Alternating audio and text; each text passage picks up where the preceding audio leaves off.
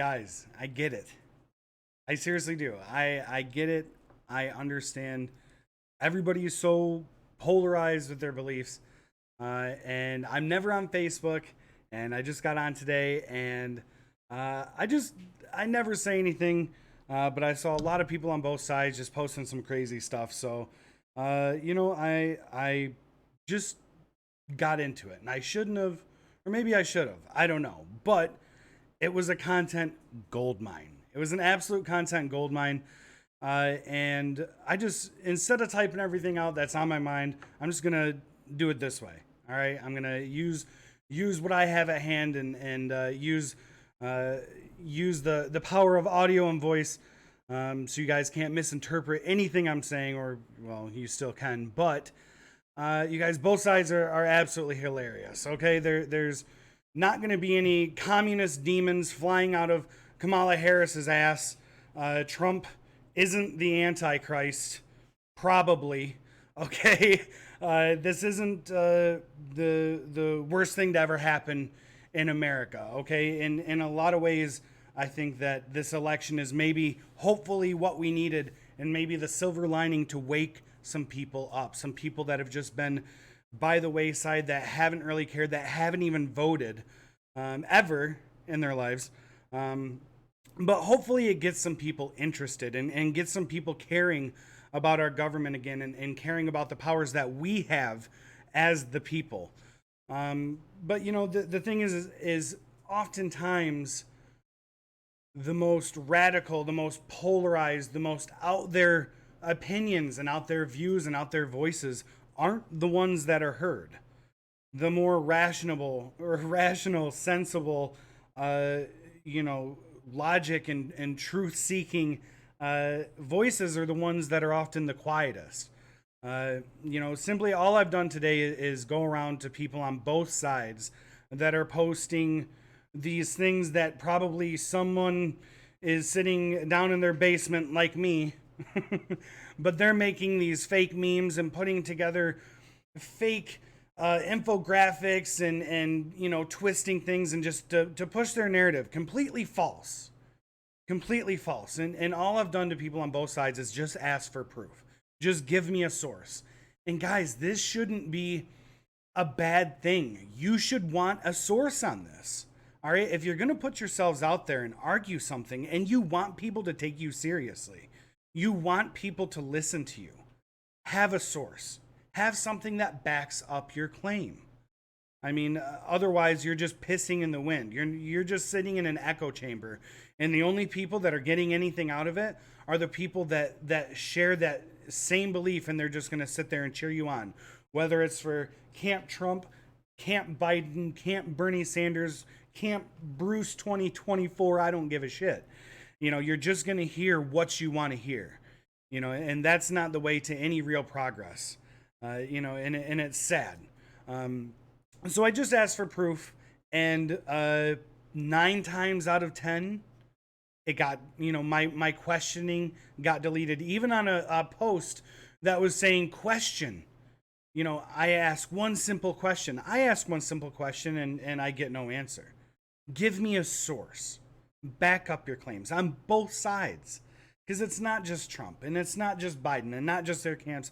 It's everybody. And we'll get to that in a minute. But, it just took on a lot of this stuff, a quick Google search to an unbiased source to figure out that, whoever was posting whatever is full of shit. It literally takes minutes. But people don't do that because they don't want to do that. They don't want to be challenged. I enjoy being challenged. It doesn't bother me because it helps me grow. I want the truth.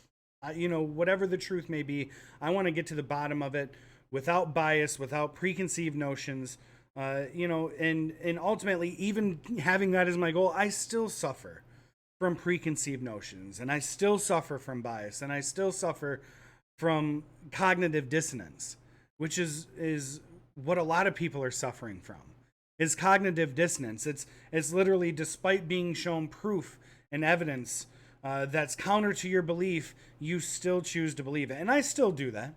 I knowingly have cognitive dissonance on some things, but that's a whole nother ballpark, and we're not going to get into that today. That's more of the spiritual realm. But we all suffer from it. And a good step is at least acknowledging or admitting that you do. You know, acknowledging your flaws, admitting your flaws, admitting your shortcomings. A big step is you know, accepting and realizing that we don't know it all. You know, you can get into the Dunning-Kruger effect with that if you want. But admitted it, and we should question things. Admittedly, we should question things. We should seek truth, the truth, not your truth. You know, the truth doesn't care about feelings or a narrative or whatever to fit your beliefs. And it's crazy because we live in a time right now where Epstein didn't kill himself, and it's crazy that that we all accept this. Literally, we all accept this, that he didn't kill himself. That here's a man who's covering up high profile people, you know, and it got politicized. Oh, he's Trump's on the plane. Look at the Democrats and Clintons and all.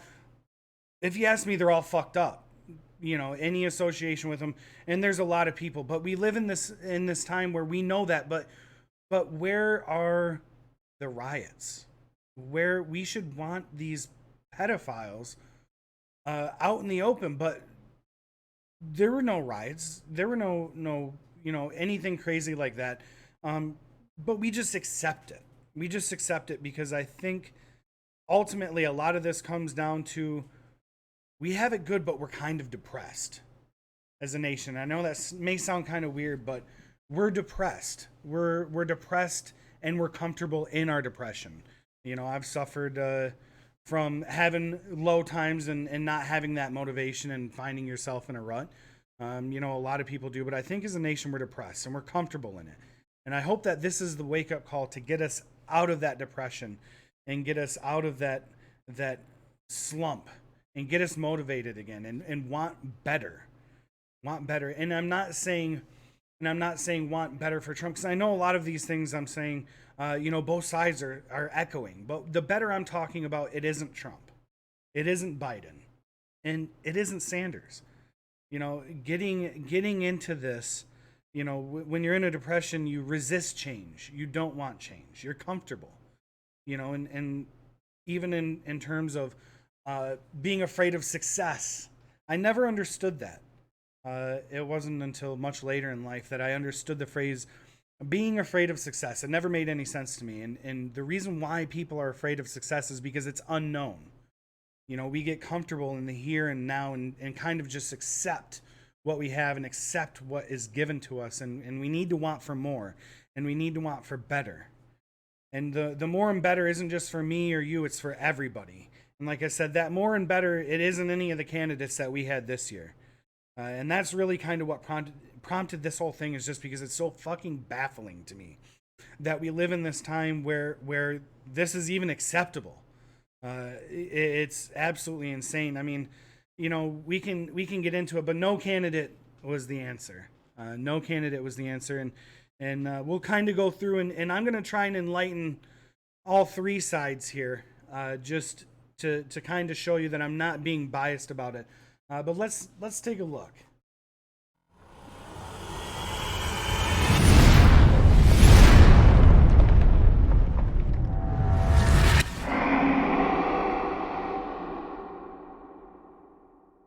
Okay, so we start off with Trump. Realistically, guys, Trump did some good things for the economy. Pretty much every marker considered. Not every marker, but the majority of the big ones, he's done well. You know, he has continued trends. He stepped in when a lot of these trends were already there, but he's kept them going. And in some sectors, really did do well, did do better than the trends. And you know, the numbers aren't going to lie on that. So here I have a couple things. Here's job gains and losses. And for representation, I have chosen this. It's from the Washington Post. It's under Obama and Trump administration. So, you know, I'm just going to go through these quickly. But we look at average monthly gains. Okay. These are, 2010 to 2016 under the Obama administration. And then you look in over here at Trump, and he keeps that going. We're not going to talk about the hit from COVID. Obviously, I mean, we can get into that whole thing, whether or not more not could have been done. But we're here right now. That's what I'm talking about. The place we're at right now. So, not bad. He's done good. Economic growth, same. Kept up the trends. He's been doing well. Unemployment gone down, down, down. Of course, obviously, until COVID hit. But a lot of these trends are keeping up. He's doing the right things. Maybe not in 100% the best way, but these numbers aren't going to lie. Granted, could we get these numbers through other means? Yes, and we'll get into that in a minute. But even the stock market, we take a hit. After COVID, we're back on that upward trend. People going off of food stamps, like these are good things. Manufacturing output, obviously, up until COVID. But again, housing prices are the only thing that sucks. But no one is doing anything about that. That's another big problem. But long story short, overall, the economy getting better. It is getting better, but at the sacrifice of what? So what's the downside here? Well, it kind of gets into almost like a natural law versus societal law. So what I mean by that is, and it's tough because innate survival instinct, evolution, the strong will survive, right? So what's to stop me if I'm hungry and my family's starving, or even just me? What's to stop me from going over to my neighbor and taking their food? Well, societal law. We all have this trust in each other that we're all gonna beneficially work together. Well, there's a lot of things that we aren't beneficially working together on, and it's not working out. The societal part is not benefiting. It's not getting better. So while the economy may still be trending in a positive light, as a society, as a group, as a country, things are not getting better. The natural law versus societal law. So societal says that we need to make sure that we have this trust, we have this balance, we have this care for each other. So in some way, we're all responsible for each other, right? For this to work. Otherwise, you get discontent, you get crime, you get violence, because the people that are suffering, the hungry, at some point they will go against that construct. So there's that whole thing with that. Only the strong will survive. This and then coupled with that herd mentality. So it's really tough because on one hand you say, well, the economy is doing well and only the strong will survive. This is America. We're strong. Well, there's also another problem with that. Not only the natural versus societal law, the natural instincts for me to go and take because I don't have, because I can, because I'm stronger, because I'm smarter. Probably not faster, let's be real, but you know what I'm saying. So what's to stop us from taking the societal law? So there's an imbalance there, but there's also a life cycle for the country as a whole. We are in a position, we put ourselves as a world power. And, for a long time, we were doing the right things and we were on the right track. And with great power comes great responsibility. And we were using that great power responsibly. But at some point, that absolute power corrupts absolutely. And we got off track. And there is a life cycle to power. There is a life cycle to great civilizations, and it happens to be about 200 years, give or take a little bit. And we can't be on top forever. And in many ways, we're not on top. In fact, one of the only things that we're leading the top of is incarceration in the land of the free. There's a big problem with that. And getting into the next candidate had quite a bit to do with that mass incarceration. Joe Biden. So a lot of contention with him. As far as Biden goes, I just think he lacks the charisma. to be a really effective leader, the leader that we need. Just like with Trump, I don't think he is the leader that we need as a whole. Just like I don't think Biden is the leader that we need as a whole. Biden is largely ineffective. Just he lacks charisma. He doesn't have, I think, what it takes to truly unify people and bring them together under one roof and work towards a greater cause. And that's scary. That's not what I want for this country. So a lot of people are stuck in this place of, well, do you want economic prowess at the cost of societal turmoil, or even a detriment to the society, not just turmoil, or do we want someone who might not get the job done or get any job done at all? And that's tough. That is tough, because ultimately we do have mouths to feed, and if you lose jobs, again, things are going to go into societal chaos. So you still face that, and it's just, you look at some of the things he's done, things I really don't like. Obamacare. Again, Obamacare on top of when we've already got Medicare and Medicaid, things we've largely prescribed as ineffective, insurance or programs for medical care, ineffective. Because what happens with Obamacare is it's not universal. If you have private insurance, you can stay on private insurance. So the most needy of the group get the help they need, but then the middle class, who can't quite afford the premiums for private, and they make too much to be able to afford the premiums on Obamacare, get fucked. So we just get penalized. So not a fan of that. And then getting into this, he has done quite a bit. He's done a lot. The violence acts against women. There was children's acts that he's helped. He's done a lot of negotiations. So getting into that, the crime bill, he's put a lot of people behind bars. This was an era of, minimum sentencing and all that, and it was just not good. Largely ineffective. Just like the war on drugs. You want to cut down on crime, make crime illegal. Well, it doesn't make sense. So to push that, I mean, that's not for the people either.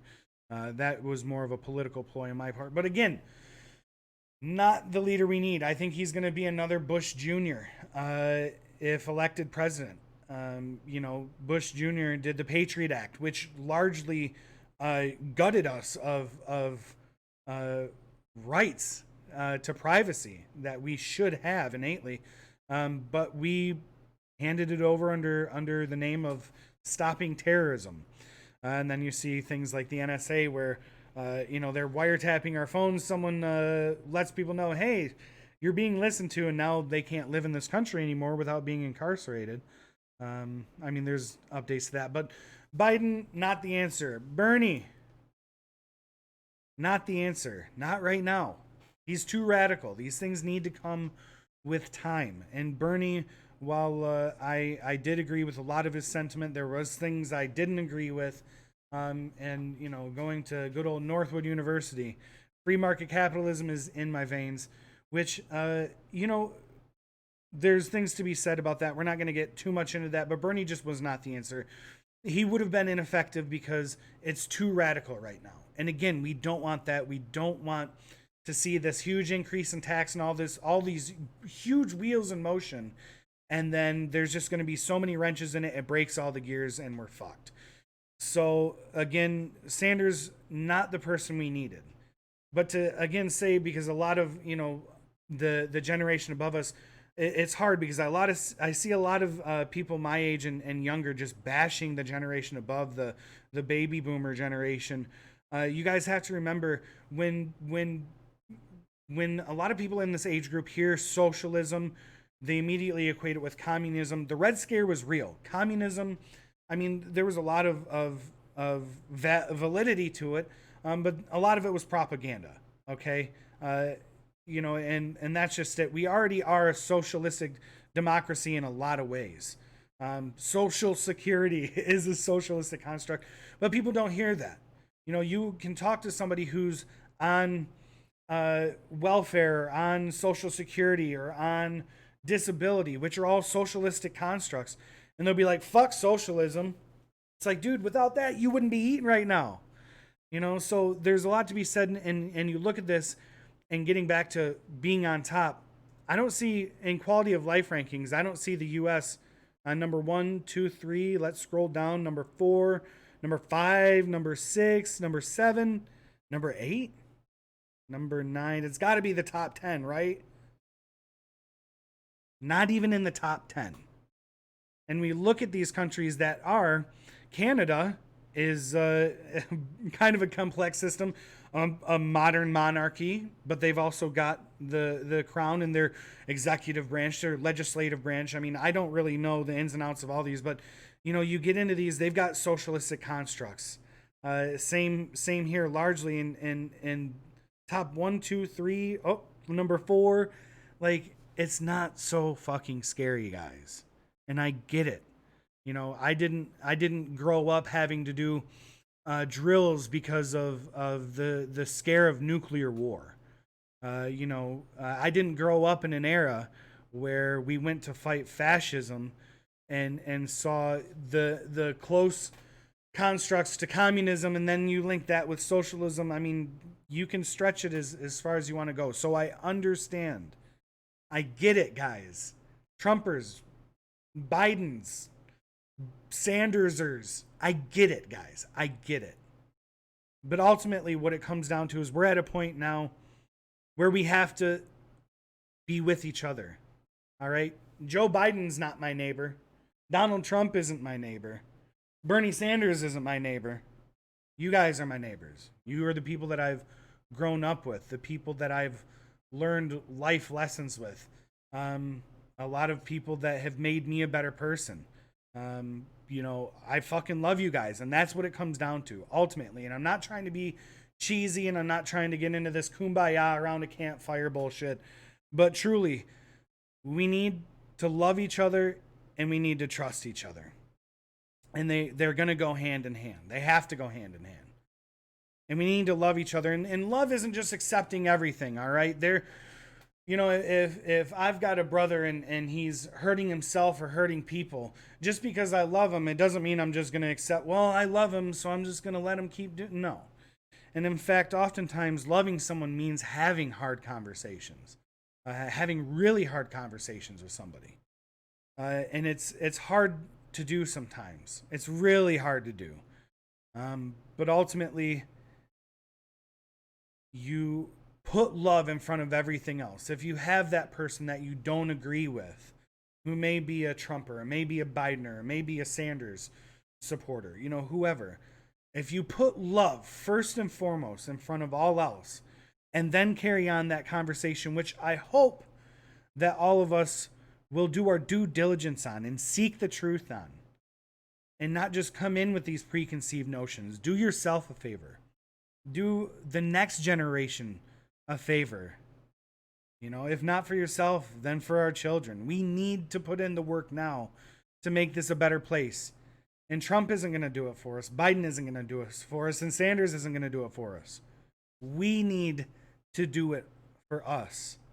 And it needs to come out of a place of love and a place of trust. And it is going to take work. It's going to take a lot of work. And I hope that as many of us have had to do in our lives already, that we can work with that irritating coworker to get the job done, to work together towards something better for us, something better for our children, something better for our grandchildren. And if anything else, I hope out of this election that this is the change that comes, that this is the wake-up call, that people get informed and they get tired of the propaganda and they get tired of the fake news and the bullshit memes and start truly, open-mindedly, with an open heart, looking for the truth, okay? And it's not getting it from redstatemedia.org or bluestatemedia.com or whatever the fuck, all right? Do digging. Go into it with an open mind. Don't try to fit your narrative, okay? Be challenged and be better. Now let's go. We got a lot of work to do.